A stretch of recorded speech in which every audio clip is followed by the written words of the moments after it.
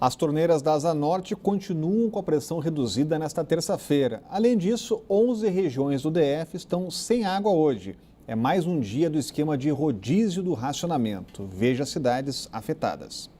A CAESB começou nesta segunda-feira pela Asa Norte a redução da pressão da água. O trabalho dos técnicos vai durar 3 dias. Na quinta será a vez da redução na Asa Sul, Noroeste e Sudoeste. O racionamento nas áreas abastecidas pelo reservatório de Santa Maria não está descartado. Enquanto isso, o esquema de rodízio continua nas regiões abastecidas pelo Descoberto. Nesta terça-feira, 11 regiões entraram no esquema de racionamento. O corte de água afeta parte de Águas Claras, Ceilândia, Samambaia, Núcleo Bandeirante, entre outras áreas. A interrupção começou às 8 horas da manhã e dura 24 horas. O corte no fornecimento começou a ser implementado neste ano e não tem data para terminar.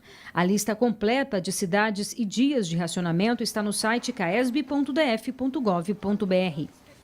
A crise no abastecimento de água virou agora uma crise política. Deputados distritais e federais se reuniram nesta manhã em esquema de força-tarefa. Foi criado um comitê responsável por buscar soluções para o problema. O encontro estava marcado para as 9 horas da manhã, na casa do coordenador da bancada do Distrito Federal na Câmara dos Deputados, Isalci Lucas. Começou com quase 1 hora de atraso. O objetivo dos deputados distritais, federais e senadores que participam do encontro é formar um comitê para se reunir com o governador a cada 15 dias. Entre os assuntos debatidos está a crise no abastecimento de água na capital federal. Minutos antes do início das discussões, conversamos com exclusividade com o anfitrião. Para ele, a proposta é ajudar o governador a encontrar soluções para os problemas enfrentados no Distrito Federal. Nós temos essa questão da crise hídrica, que precisa ser ajudada. Nós temos que fazer um movimento junto ao Tribunal de Contas, junto ao governo de Goiás, Ministério Público, para reativar as obras de Corumbá 4, que é uma solução para tirar o problema da crise. O recente aumento das tarifas de ônibus e de metrô também entrou na pauta dos parlamentares. Muito importante de debater periodicamente os problemas que afetam toda a população, independentemente das diferenças partidárias. A crise fundamental é a água, mas a que mais nos aflige é a saúde nesse momento, logicamente com o transporte. Enfim, nós estamos com uma crise generalizada. O deputado federal Rony Nemer aproveitou a reunião para dizer que a situação do GDF é tão preocupante que a corrida eleitoral para o ano que vem ficou em segundo plano. É preciso que se envolva todo mundo, não só a classe política, a classe empresarial, o setor produtivo, todo mundo. Mas a população precisa estar consciente do que está sendo feito. Agora o governador vai ter que falar com os parlamentares, Roberto. Pois é, olha, o que se espera é que esses deputados também criem uma espécie de fiscalização independente, autônoma, né? Porque nós apenas nos valemos dos números que são informados pela CAESB ou pela DASA. No caso da DASA, números que carecem de credibilidade, né? Precisa de um órgão independente para verificar que crise hídrica é essa que acontece num lugar que não para de chover. Chove todos os dias. Aqui nós estamos vivendo uma crise hídrica depois de 5 meses sem chover, como acontece todos os anos, sempre foi assim. E de repente se estabeleceu uma crise hídrica, de colapso de fornecimento de água. É curioso porque no Nordeste as secas não são 5 meses, duram 5 anos e lá nunca houve racionamento. Tem alguma coisa muito errada aí, há suspeitas que precisam ser esclarecidas e perguntas como esta que não se calam.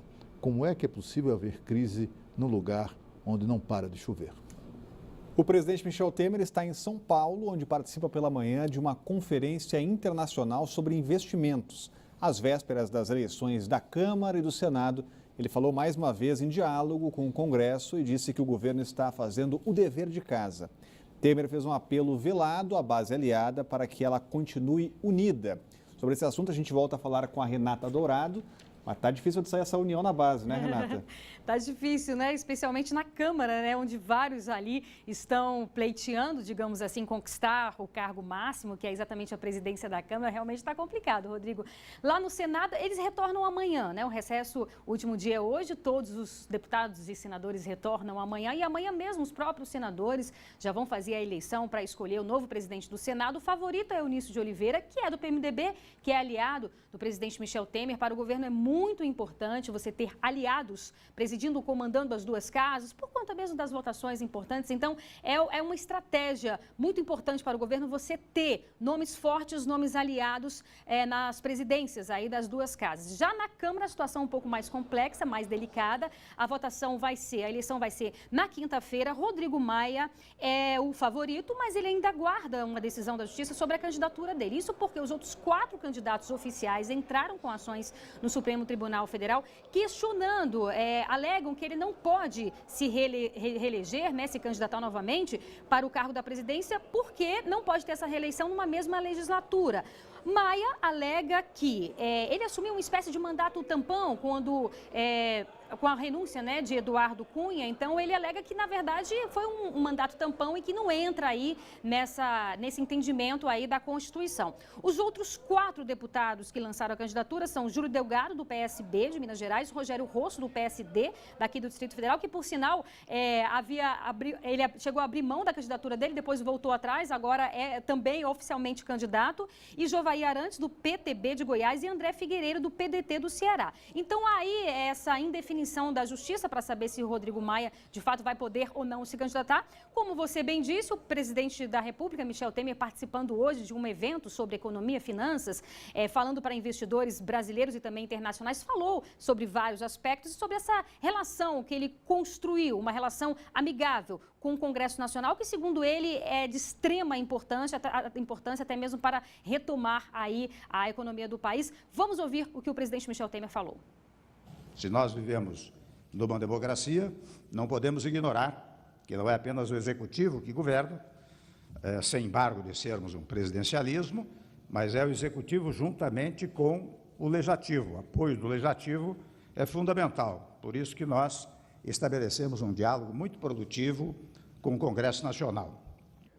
É isso. Então, relembrando a eleição do Senado amanhã, a eleição da Câmara na próxima quinta-feira, passada aí essa turbulência, Rodrigo, o presidente Michel Temer deve, de fato, nomear o tucano Antônio Embaçaí para a Secretaria de Governo, que tem um papel muito importante de articulação política. Vamos aguardar aí as próximas cenas desse capítulo, Rodrigo. Obrigado, Renata. Continua acompanhando essa novela na Câmara dos Deputados e no Senado também. Agora, será que terá uma decisão judicial nessa eleição à presidência da Câmara? Pois é, olha, o que se espera, esses deputados que estão derrotados por Rodrigo Maia, é que o Supremo Tribunal Federal proíba o atual presidente de se candidatar na medida em que a Constituição proíbe, de fato proíbe. O artigo 57 é claríssimo, diz que é vedada a reeleição do presidente da Câmara. Ponto final. E o que os defensores da candidatura de Rodrigo Maia alegam é que não faz referência ao presidente de mandato tampão, etc, etc. Na verdade, não faz referência a nada, a não ser isso. Aqui, presidente da Câmara não pode se reeleger. Apesar disso, eles estão tentando mesmo empurrar essa reeleição de Rodrigo Maia goela abaixo do país e tem grandes chances de conseguir, porque há uma, digamos assim, tendência de alguns ministros do Supremo Tribunal Federal no sentido de que a Corte não avalia esse tipo de coisa, porque eles consideram que é da economia interna do Legislativo. O Carnaval já está batendo a porta e, para quem prefere descansar, o que não falta é opção de roteiro, mas é preciso tomar alguns cuidados para que a viagem não vire uma dor de cabeça. Olha só. O clima de carnaval já começou a contagiar a população. Os primos Lucas e Carolina não veem a hora da folia começar. Os dois vão curtir no Rio de Janeiro, mas o planejamento da viagem só começou esse mês. O jeito foi pesquisar. Tava tudo mais caro mesmo, só que a gente reuniu os amigos, a gente foi se animando para ir, já foi prestando atenção em todas as promoções, tanto de passagem quanto de apartamento. Aí a gente conseguiu comprar passagem por milha, algumas outras promoções. E a gente conseguiu apartamento por contato também, indicação aqui dos amigos de Brasília mesmo, que já tinham passado o carnaval lá. Os dois vão viajar com mais 10 amigos. Para facilitar tudo, eles criaram um grupo no WhatsApp. O Lucas é o mais experiente da turma e ajudou os colegas a cortar gastos para curtir com pouco dinheiro. O Carnaval do Rio, a dica que eu dou é vá com fantasias, pouca roupa, porque é muito quente. E para uma viagem é sempre ficar de olho, tem uns sites que que sempre postam passagens em promoção, seguir essas promoções de passagem, essas coisas facilita a vida. Faltando cerca de um mês para o carnaval, planejar uma viagem fica mais difícil.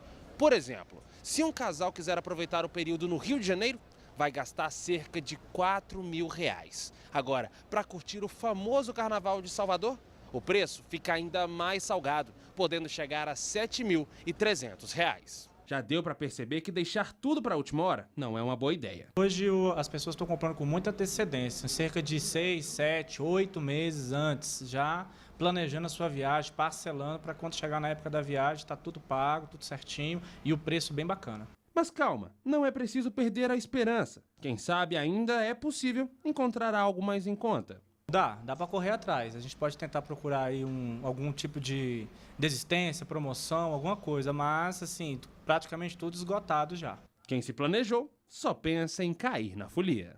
Agora é só curtir, agora é só aproveitar. Pronta pro carnaval. Partiu.